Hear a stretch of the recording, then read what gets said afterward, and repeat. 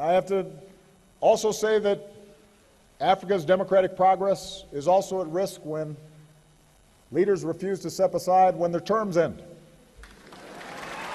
Now,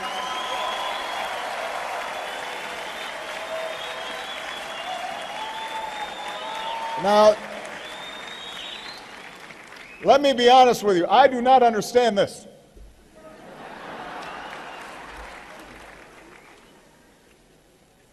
I am in my second term. It has been an extraordinary privilege for me to serve as the President of the United States. I cannot imagine a greater honor or a more interesting job. I love my work. But under our Constitution, I cannot run again. I can't run again. I actually think I'm a pretty good president. I think if I ran, I could win. But I can't.